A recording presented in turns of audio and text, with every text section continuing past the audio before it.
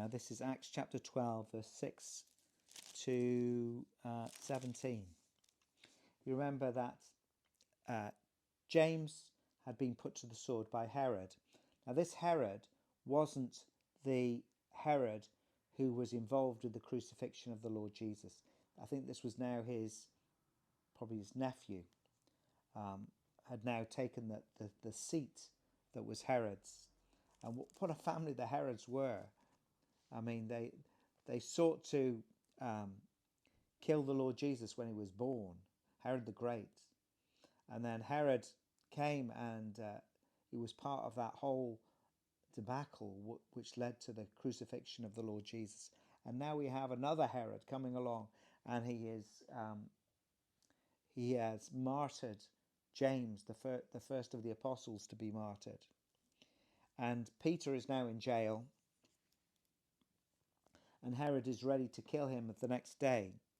On the very night when Herod was about to bring him forward, Peter was sleeping between two soldiers, bound with two chains, and guards in front of the door were watching over the prison. And behold, an angel of the Lord suddenly appeared, and a light shone in the cell. And he struck Peter's side and woke him up, saying, "Get up quickly." And his chains fell off his hands, and the angel said to him, "Gird yourself and put on your sandals." And he did so, and he said to him, "Wrap your cloak around you and follow me." And he went out and continued to follow. And he did not know what was being done by the angel. Was being done by the angel was real, but thought he was seeing a vision. And when he had passed the first and the second guard, they came to the iron gate that leads into the city, which opened for them by itself. And they went out and went along one street, and immediately the angel departed from him.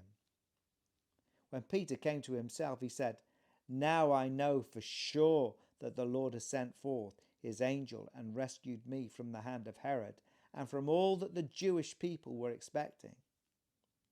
And when he realized this, he went to the house of Mary, the mother of John, who was also called Mark, where many were gathering together and were praying. And when he knocked at the door of the gate, a servant girl named Rhoda came to answer. And she recognized Peter's voice. Because of her joy, she didn't open the gate, but ran in and announced that Peter was standing in the front of the gate. And they said to her, "You're out of your mind." But she kept insisting that it was so. And they kept saying, it's his angel. But Peter continued knocking, and when they had opened the door, they saw him and were amazed. But motioning to them with his hand to be silent, he described to them how the Lord had led him out of the prison. And he said, "Report these things to James and the brethren." Then he left to another place. The Lord can deliver us from any situation that we're in.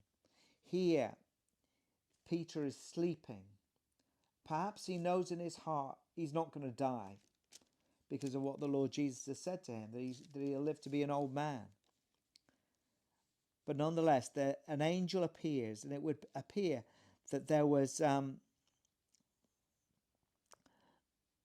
light shone in the cell, and it would seem that the prison officers, they didn't see it. They weren't aware of what was happening. And the angel led Peter out, and he didn't know whether it was a dream or a vision or what it was until he was finally outside, until finally the angel left him, and he thought, "Hey, I'm here. I'm out on the street." And so he goes to the home of Mary, the mother of Mark, John Mark, who was the cousin of Barnabas. And it says that the church was praying fervently for him, and he turns up there, and it's really interesting. They can believe that the angel of Peter might appear at the door when Rhoda comes back and says, "Peter's at the door." They can believe that, but they can't believe that perhaps the Lord would have delivered Peter out of the hands of Herod. But sure enough, there he is, Peter. And we need to keep praying, even though sometimes we struggle to believe. We need to keep praying. It says here, they prayed the church was praying. But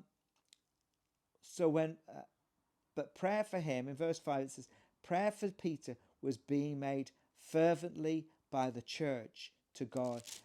Our prayers go up to the Lord, and the Lord delivers. Remember this.